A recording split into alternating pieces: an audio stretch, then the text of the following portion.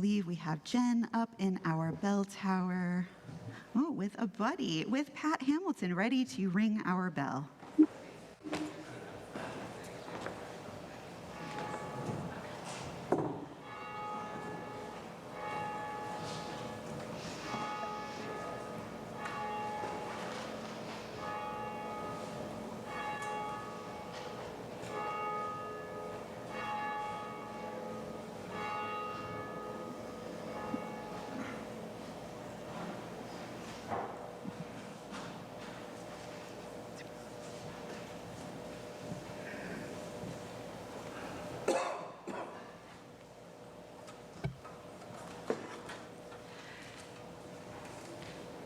Welcome to our beloved sanctuary, as well as our digital sanctuary on Zoom. My name is Nancy Wilbur, and I am a member of the Music and Worship Committee and delighted to be here for this service today. Many thanks to Kevin Murray, who is our camera point person today, and to Jennifer Bottomley, who is our Zoom usher. Those of you who are here in person, we ask that you keep your mask on at all times while indoors. The worship leaders may take off their masks at the mic when distanced from others. Feel free to use the QR codes at either entrance to pull up the order of service on your phone or take one of the large print copies. People of all ages are free to move about in the sanctuary as they need to, or to make themselves comfortable in the cozy area in front of the first pew. Children's programming for elementary school age kids will begin today after our time for all ages. Our child care provider, Shannon, is here to greet children in the narthex, but nursery age children are welcome to enjoy the narthex in the back or to stay in the sanctuary throughout the service. These prayer flags illustrate 30 years of loss in the extent of the multi-year sea ice in the Arctic. Thank you to the artist, Mary Russell, and to TPC members who purchased and donated it to the church. As we begin our service today, we acknowledge that our church was built on the ancestral, unceded land of the Massachusetts people. We acknowledge the devastating legacy of settler colonialism and the continuing harm done to indigenous groups in our community and beyond. May our commitment to justice, equity, and compassion call us to take meaningful, restorative action to honor and protect the land and all her people. We invite you all to bring your perspectives, your beliefs and doubts, and all that is unique and wondrous about you to our service. In the spirit of love, all are welcome here. We'll have a time for sharing our individual joys and concerns at the end of the service. If you're new to Theodore Parker or visiting today, we'd love to stay in touch. You're invited to fill out a connection card, which will give you an opportunity to sign up for our weekly updates and help us welcome you. A link to the connection card will be in the chat, as well as our contact information. Those joining us here in the sanctuary are encouraged to fill out the contact card you'll find in the pews within the bright yellow pamphlet. We'd like to offer a moment for those joining us remotely to greet those of us who are joining in person. So Kevin, could you please put our sanctuary screen in gallery view so we can see the off-site congregation? First looking at the congregation and turning to wave towards the camera in the back. Hi, everyone. We hope that each of you will find some comfort to carry with you over this week and some challenge for your thoughts. As always, we wish for each of you health, well-being, and a sense of peace. As our pianist Yukiko Takagi brings us into worship with Aaron Copland's arrangement of the Shaker hymn, Simple Gifts, we bid you welcome.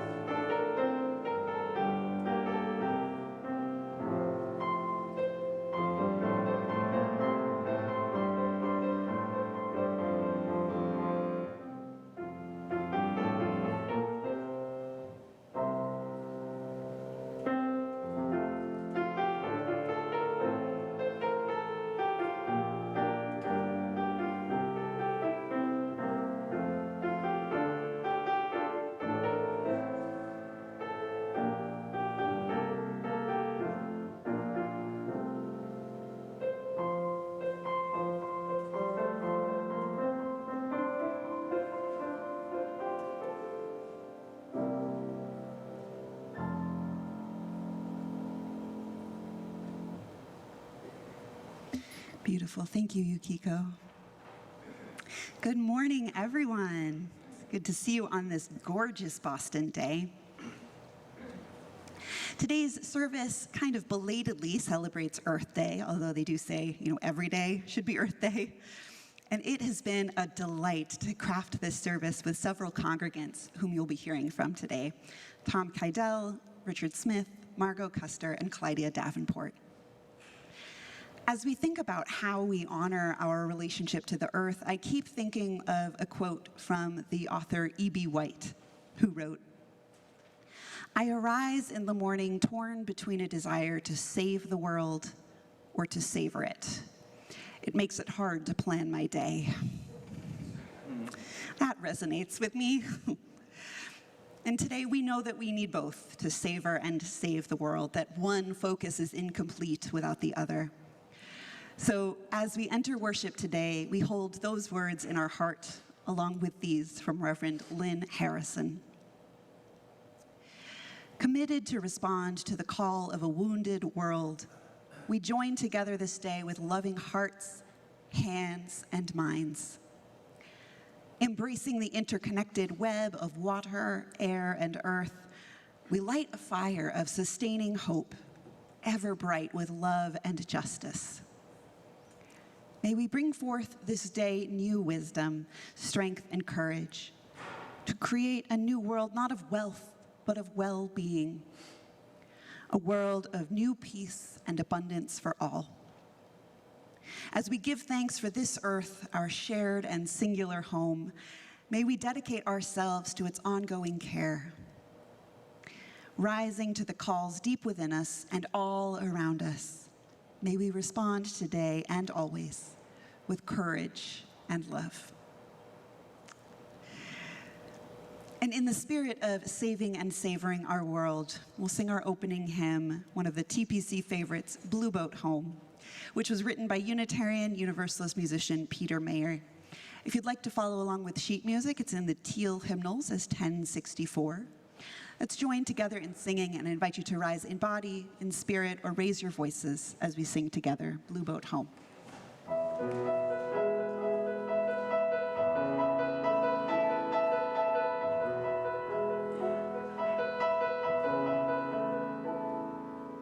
Though below me I feel no motion, standing on these mountains and plains, far away from the rolling ocean, still my dry hand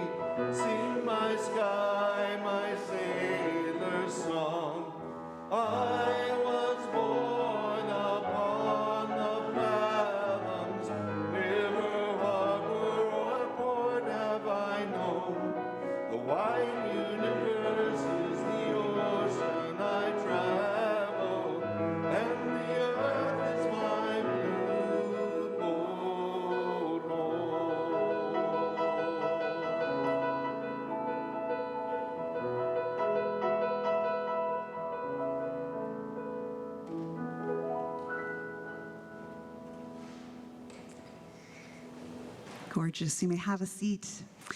This week we have special chalice lighting words. Each week we light our chalice, the symbol of Unitarian Universalist community. And today our words are adapted from the United Nations Environmental Sabbath program. We'll be led by Clydia Davenport all the way from Brazil. Thank you to the magic of Zoom for allowing this. We'll all join together in reading this. There will be bolded text, which we in the congregation in West Roxbury will read aloud together, and those on Zoom. And Clydia will continue with the unbolded typeface. And Kevin's going to do a screen share for us in just a moment. Thank you to our amazing tech team, who each week handle doing about 6 things at once.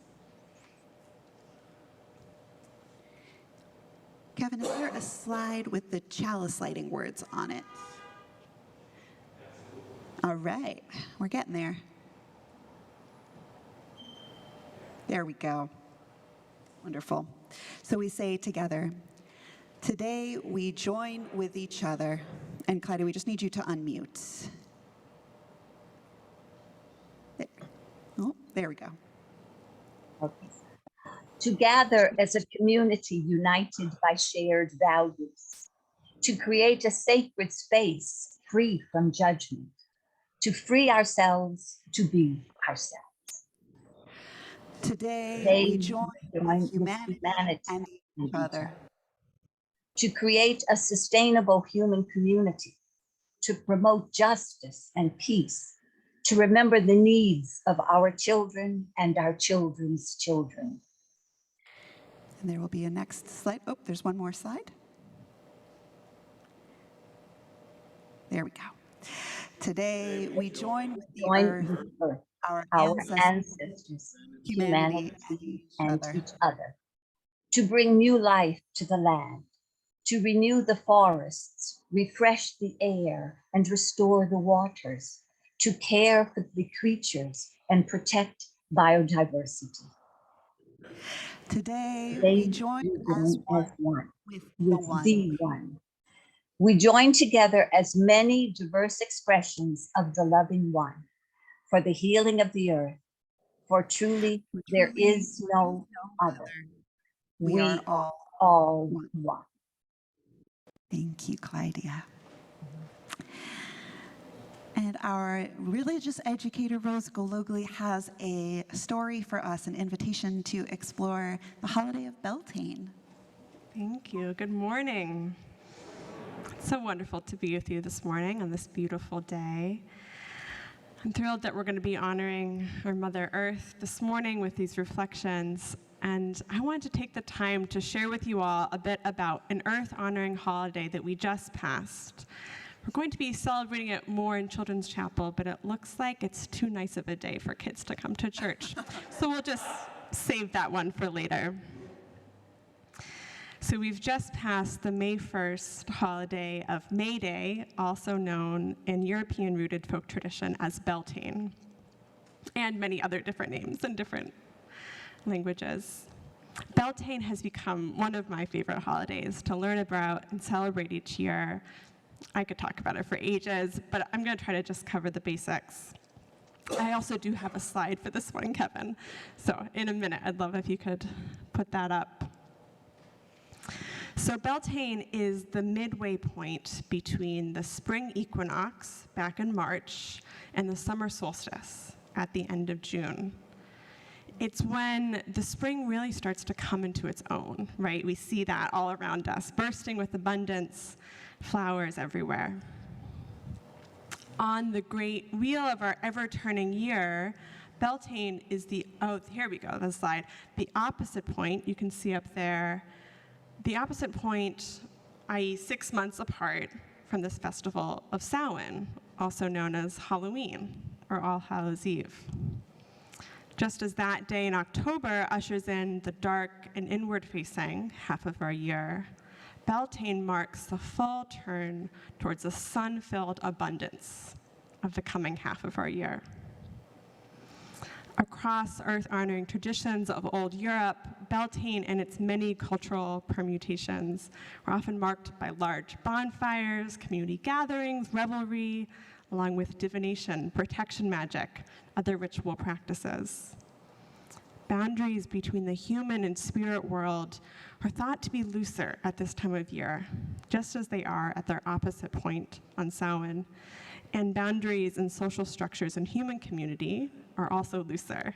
This is a time of celebrating fertility and abundance for the earth and for people, and all that comes with it.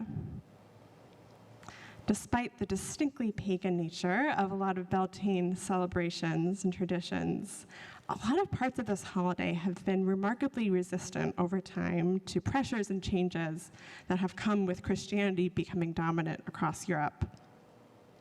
Contemporary May Day celebrations, particularly in England, are still quite common in folk traditions of maypole creation, which is a more modern tradition, music and dancing.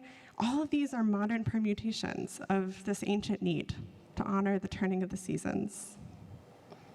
I always feel really inspired by the cultural and spiritual practices of my many, many ancestors who lived closer to the earth than I do, who felt the turning of the seasons as intimately and celebrated the animacy of our world.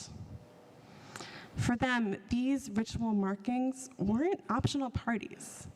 Offering gratitude and praise for the living world at key moments was felt as necessary to ground themselves in a moment and a cycle that shaped every part of their lives, to ensure that crops would flourish, that livestock would survive.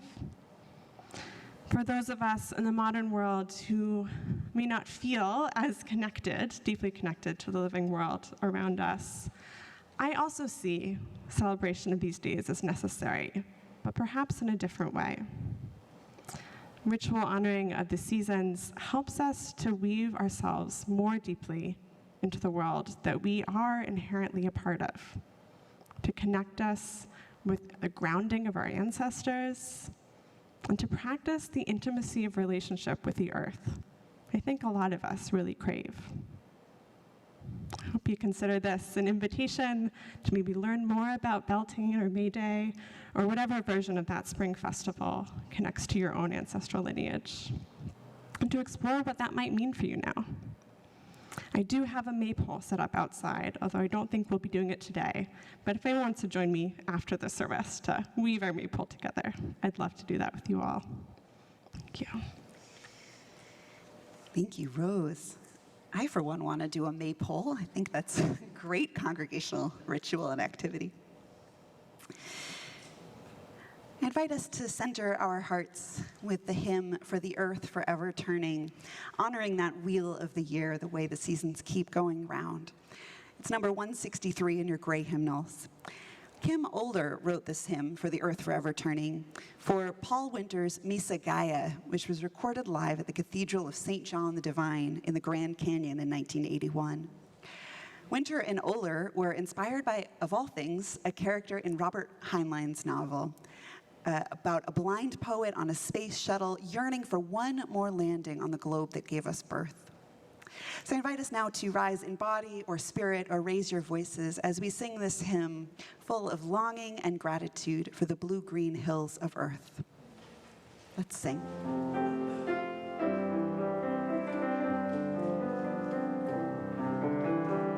For the earth forever turning, for the skies for every sea, for our lives, for all we cherish, sing we our joyful song of peace. For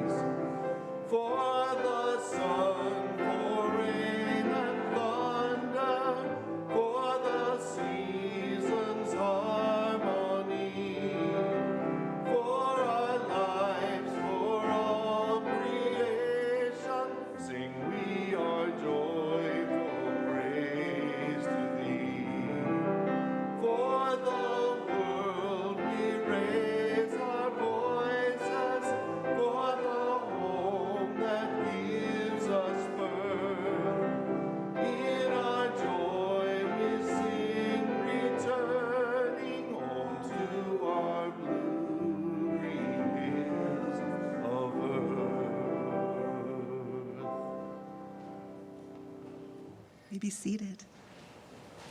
I invite you to join me now in a time of meditation or prayer, first in words, then in shared silence, and then closing with the sound of a chime. Our words of meditation today are from Lynn Cox, A Blessing of Co-Creation. Creative Spirit, source of life and love, we give thanks for the beauty of this day and for the company of those assembled here. Thank you for the breezes of change, clearing our heads and bringing fresh ideas. May they cleanse our minds of the oppressions and isms that divide us. Thank you for the flame of hope, the heat of righteous anger, the warmth of compassion, the fire of commitment. May they bubble the cauldrons of transformation. Thank you for oceans of love, rivers of connection, tears of relief, and pools of serenity.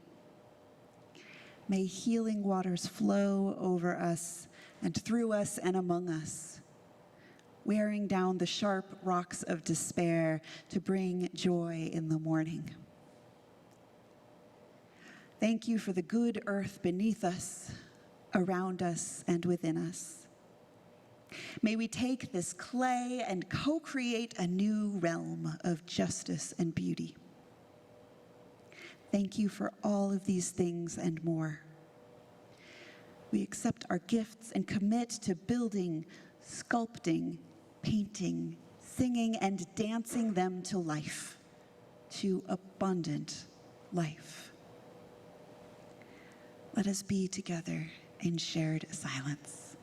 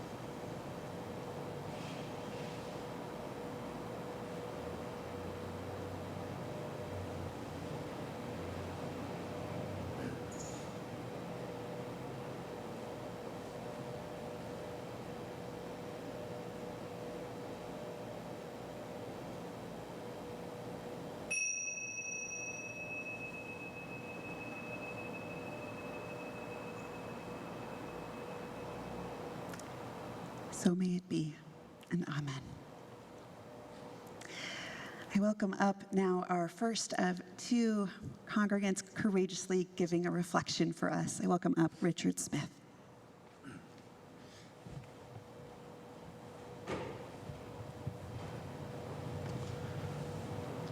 From my earliest days in high school, I've had a sense of the fragility of our interdependence with the earth and the way humans are destroying it through an almost willful ignorance.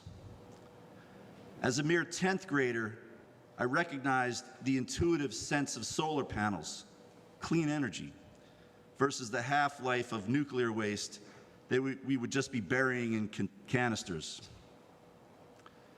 By the time I was an undergraduate, I started publishing a poetry journal with an environmental focus called Albatross.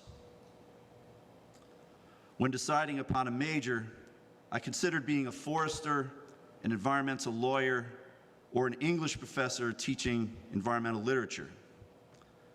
I've tried to compensate for choosing the latter by engaging in activism in different ways at different stages of my life. I don't have time to list all the ways I've been active over the decades since then. Suffice it to say that now that many are finally waking up to the crisis, I feel a bit like the Greek mythic figure of Cassandra, who was given the gift of prophecy, but also cursed such that her prophecies were not believed. I imagine her with a sore throat and seriously strained vocal cords that sound like a Tom Waits song in his later years. All those decades of sounding the alarm that nobody heeded were like being on a Zoom call with a defective microphone. There's an echo of Greek mythology in my participation with the Extinction Rebellion affinity group that calls itself the Red Rebel Brigade. We dress all in red with our faces painted white, and we don't talk at all. We just gesture the large emotions that climate change and its effects on our planet can surface for us, bearing witness like a mystical Greek chorus in the tragedy of our epoch at the various protests we attend. To those who don't know me, I would introduce myself, especially on a day like today, as an aspiring druid. For those who may have only heard of druids from playing Dungeons and Dragons, they were religious leaders in Celtic cultures and developed a tree alphabet of runes called Ogham, spelled O-G-H-A-M. Druidry is part of the larger movement of modern paganism and shares some similarities with Wiccan practices, but is evolving its own set of traditions that grow out of Celtic history. I've introduced myself this way a few times now, and I usually get a surprised, perhaps merely polite chuckle. But I'm deadly serious when I say this. And maybe I should say I'm lively serious or lifely serious. I'm serious in the sense that I am a lifelong member of the Ancient Order of Druids in America. Yes, there is such a thing. It was the cheapest option, honestly. It was only $60 and a free structured curriculum for achieving a degree of status as a Druid.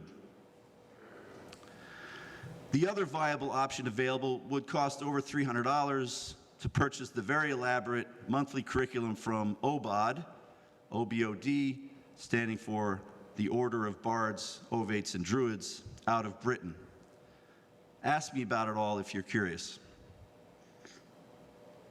What I would say about this now is that I feel the need at this juncture to support the formation and development of an earth-based religion, however awkward and strange pagan habits of ritual might feel to those of us raised in a largely Christian society.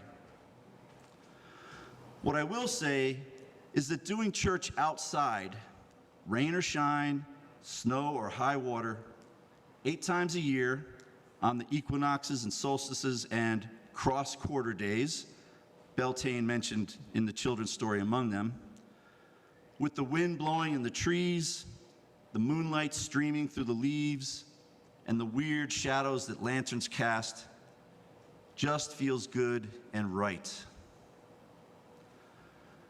Some of you will remember me talking about the paradoxical concept of non-organic life last year. Well, it turns out that there's a larger movement in religious scholarship calling itself a new materialist cosmotheology, a new way of understanding spirituality and the universe. In what might be called its official manifesto, a book titled Energy and Change, writer Clayton Crockett suggests that we need better names and metaphors for God if we are still going to use that word, and offers his thoughts about how we should consider God more in terms of energy, more specifically, dynamic energy transformation. God is energy. What was most interesting to me was how, after an exhaustive introduction to contemporary physics and the philosophy that has spun out from these latest scientific understandings of the world, Crockett turns to various indigenous perspectives to consider energy as a thing from which something like spirit can be extrapolated. In other words, he wants his new materialist political ecology to be a form of spirituality.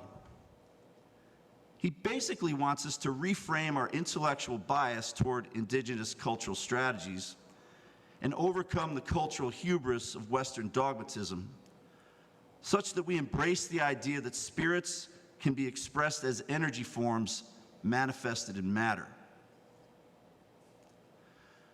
Maybe you're already there, but for me, I have to admit to being guilty of this somewhat snobbish perspective.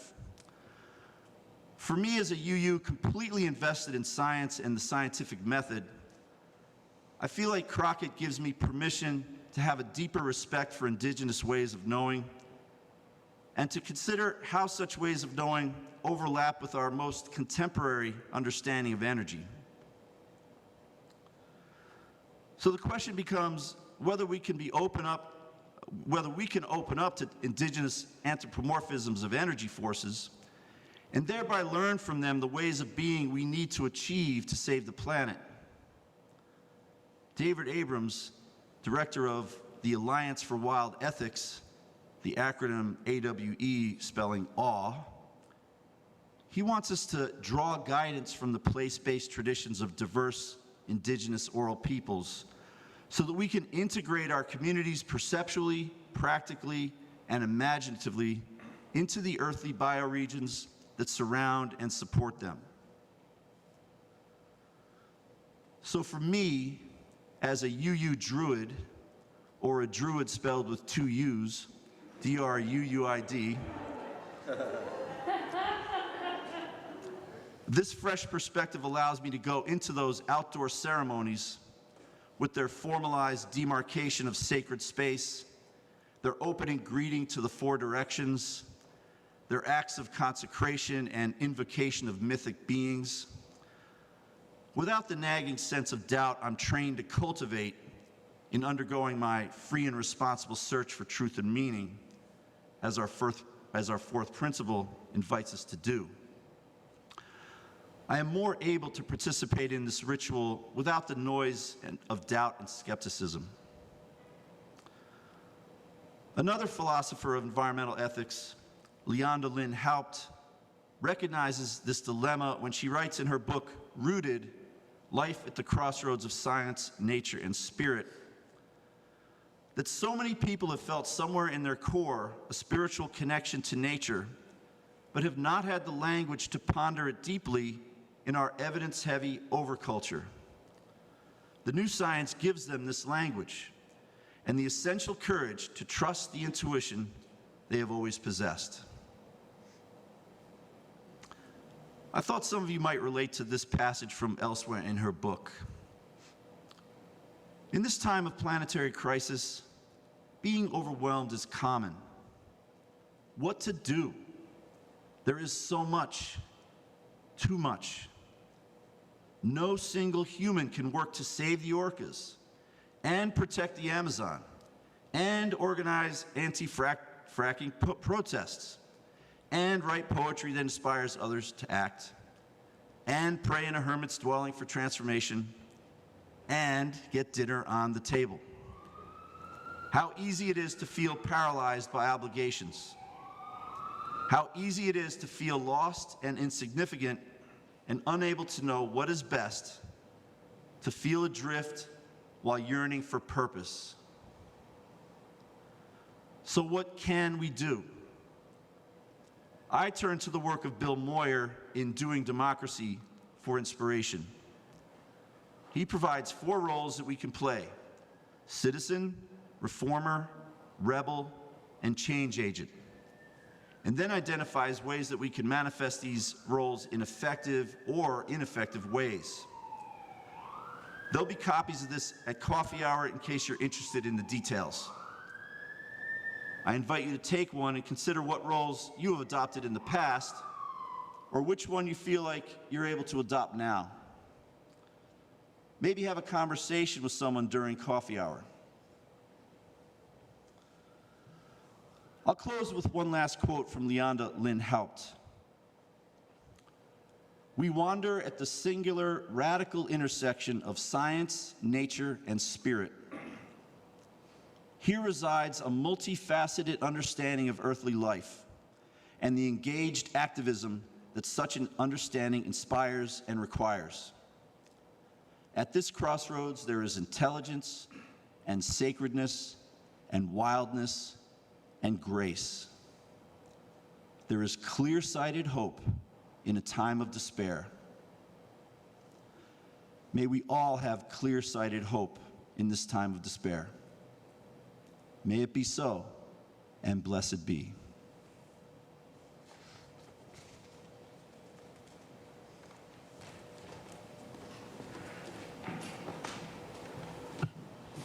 Thank you, Richard. Generosity is a spiritual practice in our Unitarian Universalist congregations. We give to remind ourselves of how many gifts we have to offer, and we're seeing a bunch this morning. We give to remember that we are a part of something bigger than ourselves. We give because we believe in music and sacred space. We give with gratitude for all that we have been given, and with the faith that together we have more than enough. Links to donate will be in the chat, and you can take a meditative moment writing out a check and sending it to the church after the service. Ushers will be coming around the sanctuary to collect an offering from those in the pews who wish to donate something more tangible. As Reverend Joe and Michael share a song called "The Gentle Arms of Eden" by Dave Carter and Tracy Grammer, an offering to sustain this congregation of memory and hope will be received. Thank you.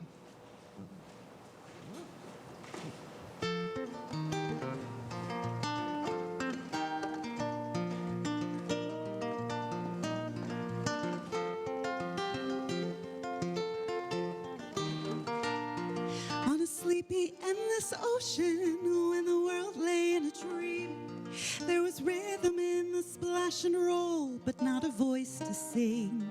So the moon fell on the breakers, and the morning warmed the waves, till a single cell did jump and shout for joy as though to say, "This is my home, this is my only home, this is the only sacred ground that I have ever known.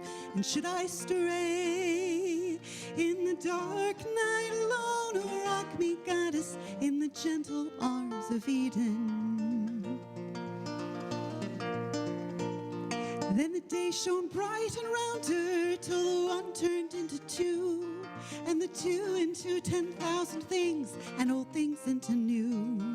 And on some virgin beach head, one lonesome critter crawled, and he looked about, and he shouted out in his most astonished drawl, "This is my home, this is my only home, this is the only sacred ground that I have ever known. And should I stray in the dark night alone, oh, rock me, goddess, in the gentle arms of Eden." Then all the sky was buzzing, and the ground was carpet green, and the weary children of the woods went dancing in between.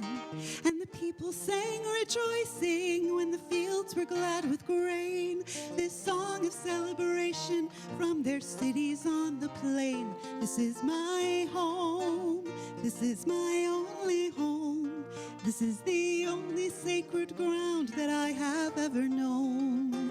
And should I stray in the dark night alone, oh, rock me, goddess, in the gentle arms of Eden." Now there's smoke across the harbor, and the factories on the shore, and the world is ill with greed and will and enterprise to war. But I will lay my burdens in the cradle of your grace, and the shining beaches of your love, and the sea of your embrace. This is my home, this is my only home, this is the only sacred ground that I have ever known. And should I stray in the dark night alone, oh, rock me, goddess, in the gentle arms of Eden. Rock me, goddess, in the gentle arms of Eden.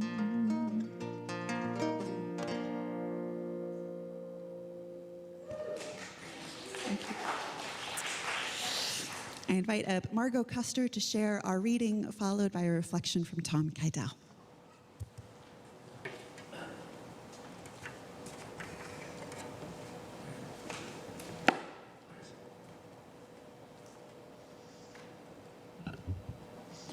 This reading is a poem, Let Them Not Say, by Jane Hirschfield. Let them not say, we did not see it. We saw. Let them not say, we did not hear it. We heard. Let them not say, they did not taste it.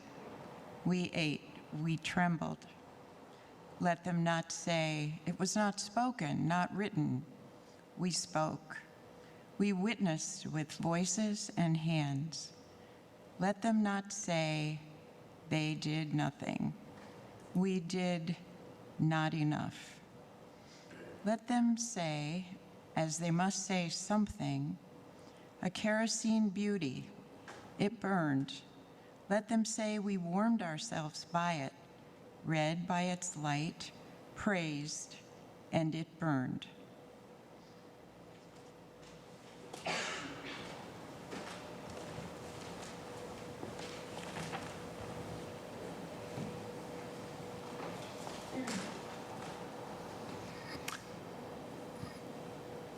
Good morning.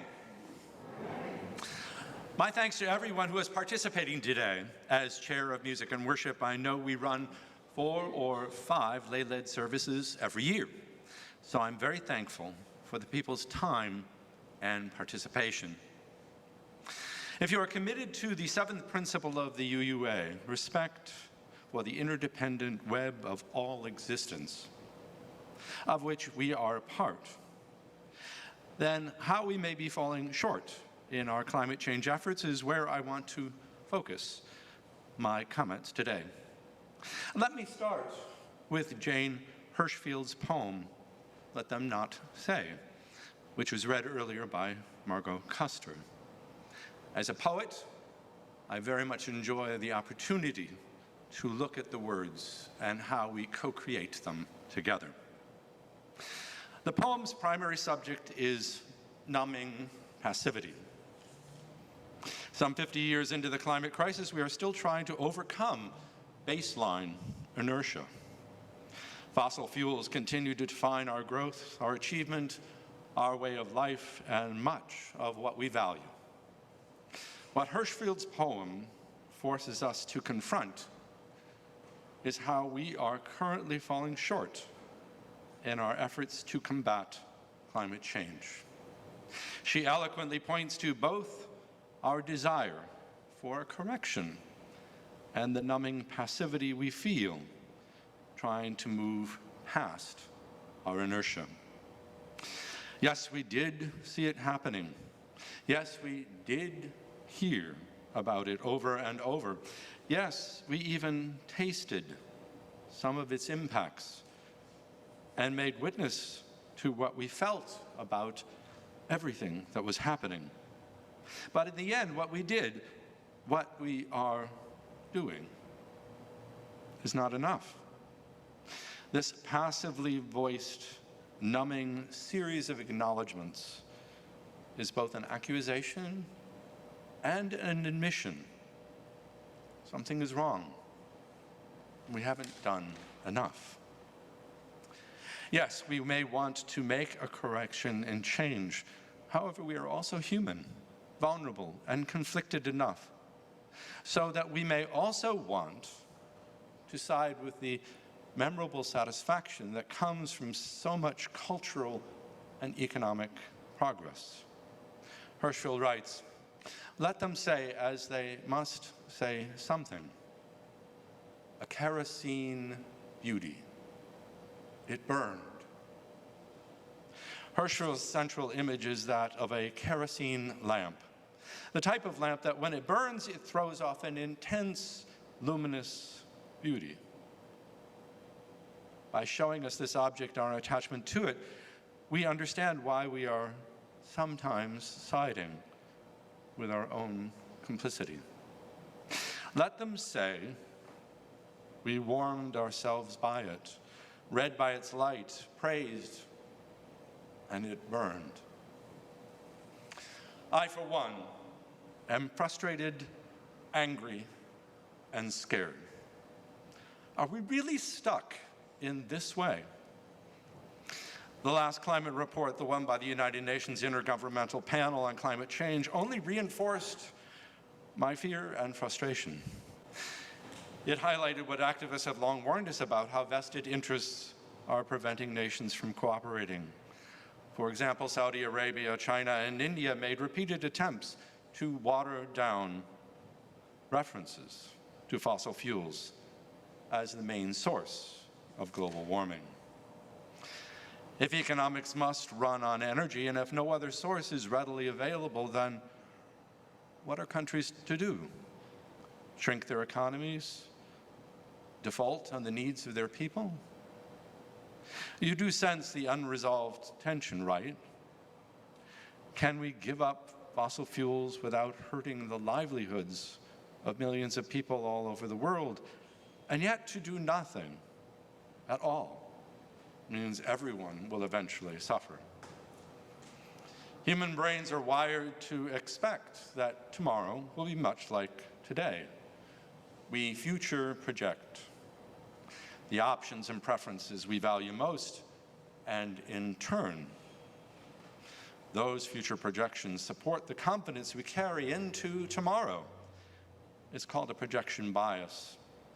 And to a person, we are terrible at changing these projections.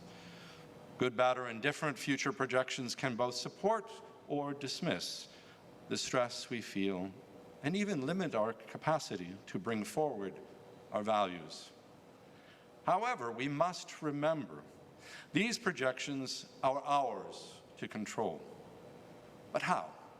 How do we take control of them? One simple answer would be to say that the power of love is infinite, and we are all in this together. No matter what we face, we can draw strength from our faith. And yes, that might take the sting out of our feeling numb. But is that really enough? Look at it this way.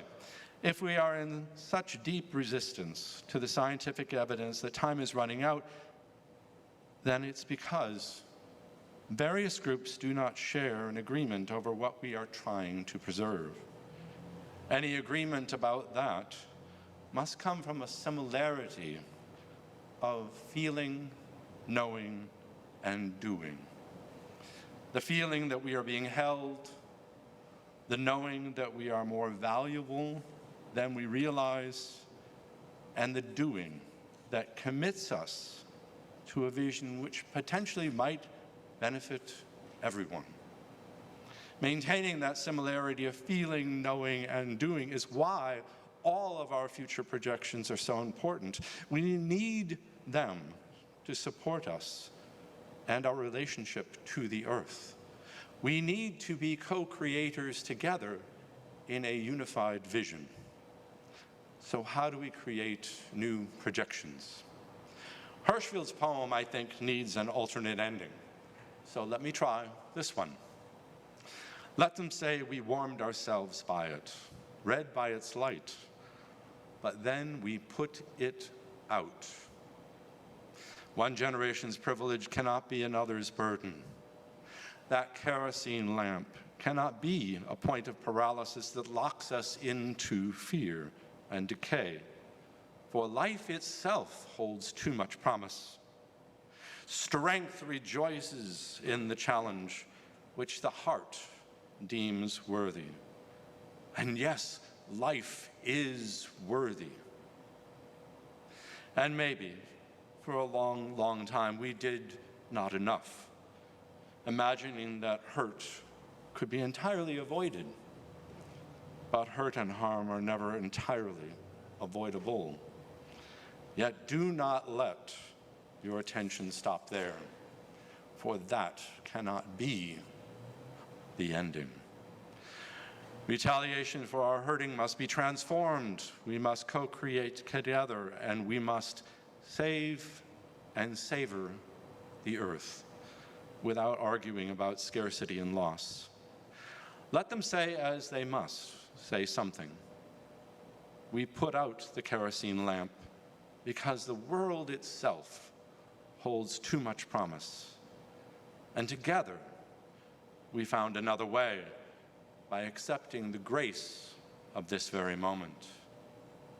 Let them say, let them not say, we did not see it, we saw. The power of love is infinite. Let them not say, we did not hear it, we heard. We are all in this together.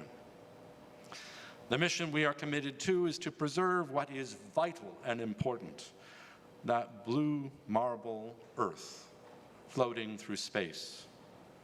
Let it be for future generations a place of diversity and thriving, a place of wonder and delight, a place where beauty can work hand in glove with action, because we are committed to co-create that together. May it be so. Amen.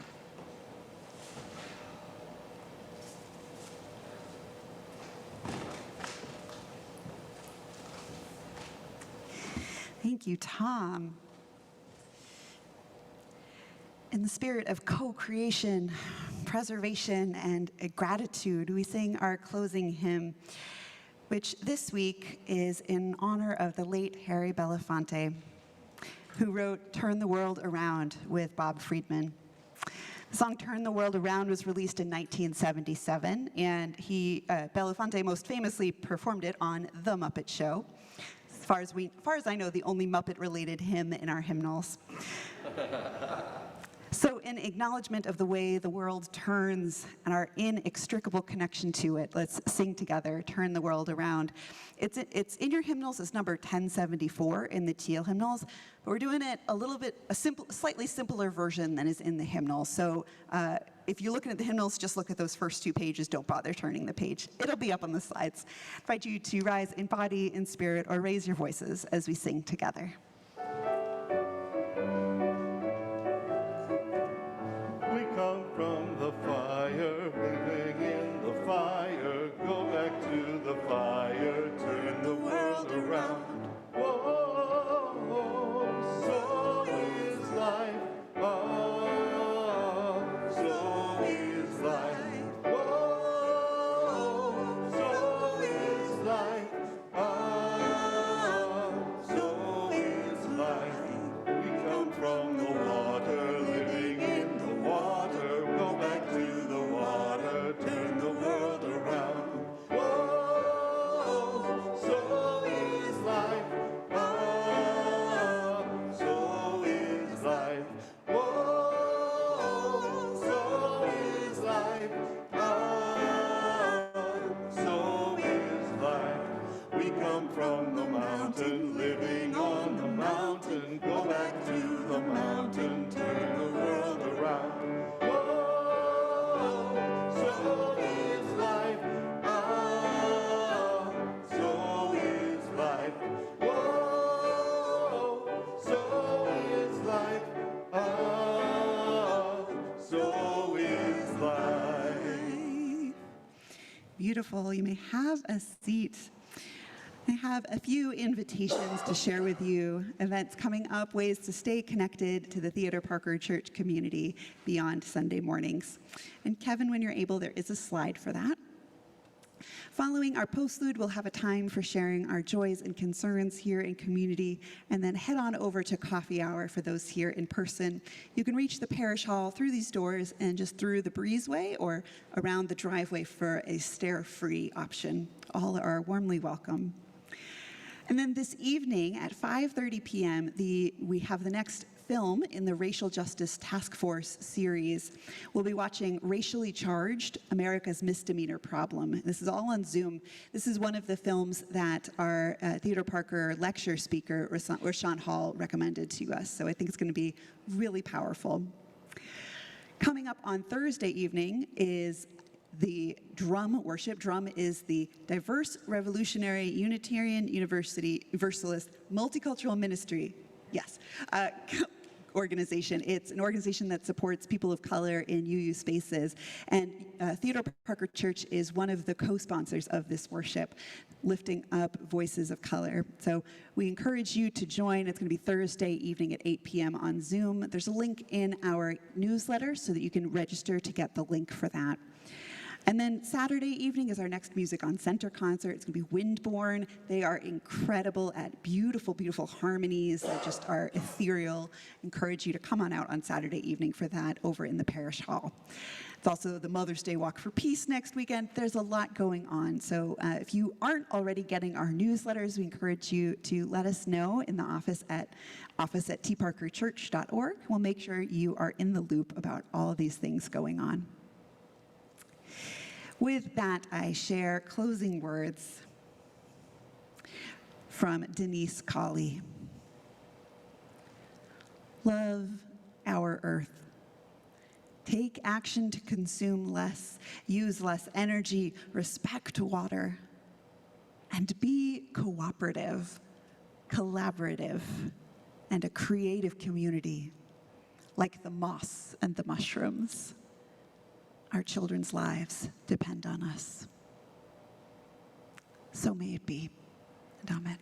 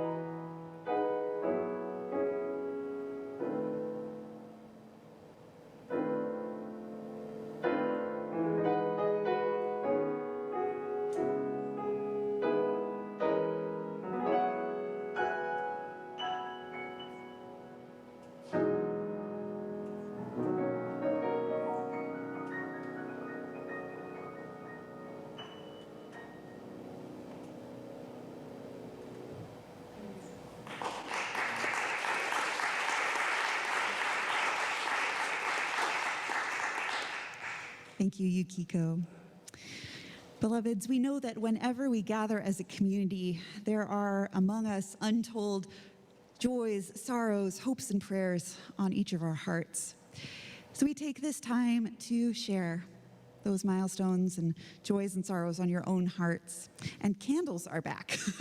So if you feel called to share briefly but fully what's on your heart, if you're here in person, you're welcome to come on up, share your name, and share what's on your heart, and we'll light a candle. If you'd like the mic brought to you, just raise your hand. And those of you online, Marcia's giving a perfect example, can raise your little digital hand and we'll let you unmute, or you can put it in the chat and we'll read it aloud. Marcia, I'm going to start with you. Kevin, would you mind putting our screen on gallery view so that folks can see our speakers? Go ahead, Marcia. Can you hear me okay? You can. Just a stone of celebration because our son Eli Feldman, who grew up in this church, is going to be graduating from college in a few weeks, and we are so very proud of him. We light this candle in honor of Eli and all of our proud young adults, or all the young adults we're proud of who are taking these next big milestone steps. All are welcome. Ruth. I'm Ruth Kahn, and I am lighting a candle of celebration for the life of Harry Belafonte, and may scarlet ribbons be floating above us as we sing. And another candle for Gordon Lightfoot, another bright light in the folk community.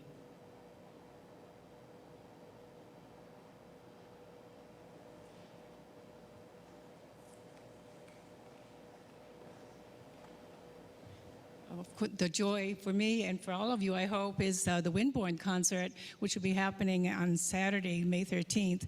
And because we already have 75 reservations, we're going to be having the concert here in the sanctuary. So don't be afraid that you will be turned away. Invite your friends and neighbors. If you want more information about the show, talk to Brian Cartwright or myself or anybody who saw the show 4 years ago. It's not to be missed. And while I'm talking about music, the last spring concert at the New Moon is an amazing young singer from Nashville, Kristen Ford, an indie star with poetry and song up in Haverhill. The same day as the plant sale, so if you can manage to find energy for both, I strongly recommend that concert also. Thank you all for participating. You're a wonderful congregation, so loyal. It makes my job so much easier. Thank you so much. A candle of gratitude for all of the musicians, artists, and poets who inspire our days.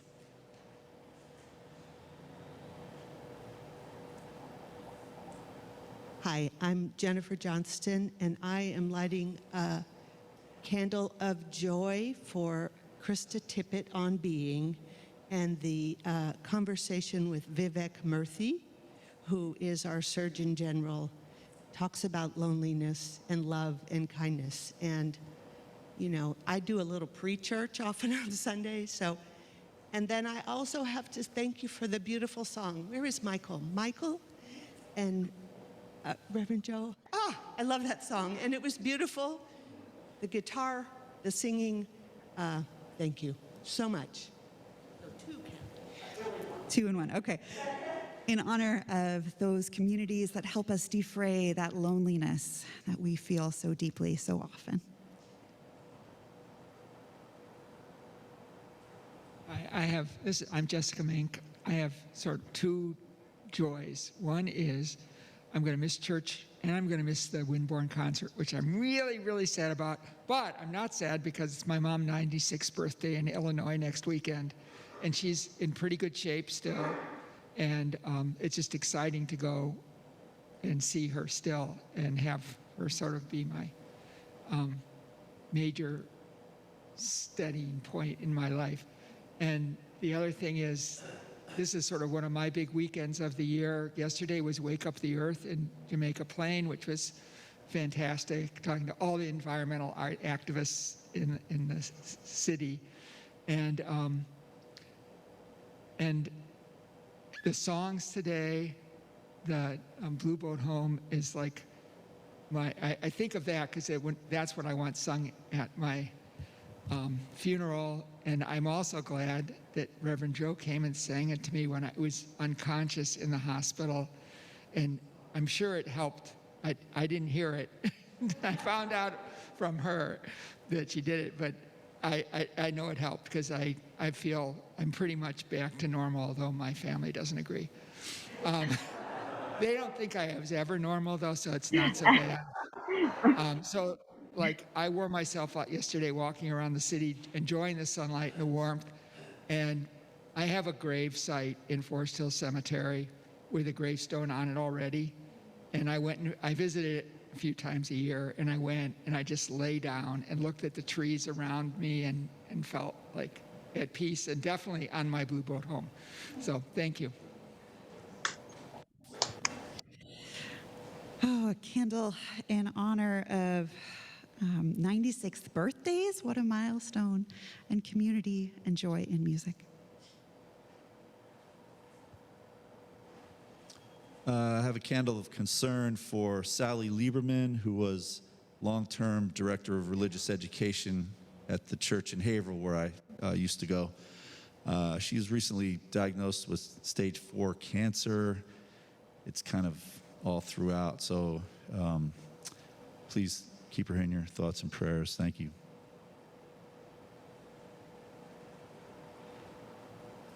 A candle for healing and resilience. Claudia, I see that you're unmuted. Did you want to share something, or is that not on purpose? Oh. Okay, great. Just didn't want to miss you if you were ready. Karen.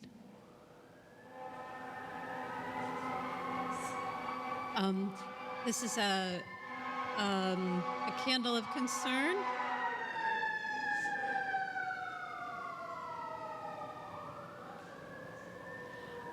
A candle of concern for Julie and Stan. And Julie, as you know, is healing from a ankle injury. And Stan took a fall and is admitted for observation. No broken bones.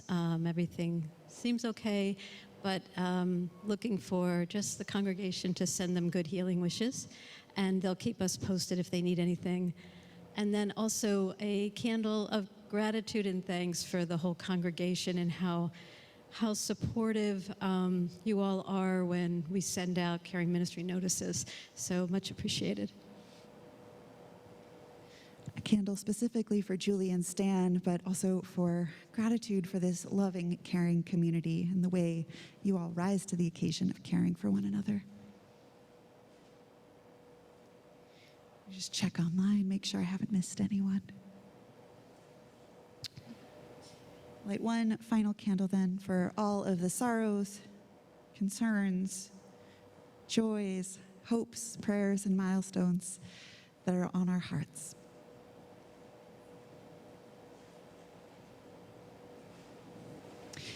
And with that, our service has concluded. I invite you to go forth into this gorgeous day to savor the earth, to find the resolution for how you want to help in its saving, and to enjoy one another. Be well.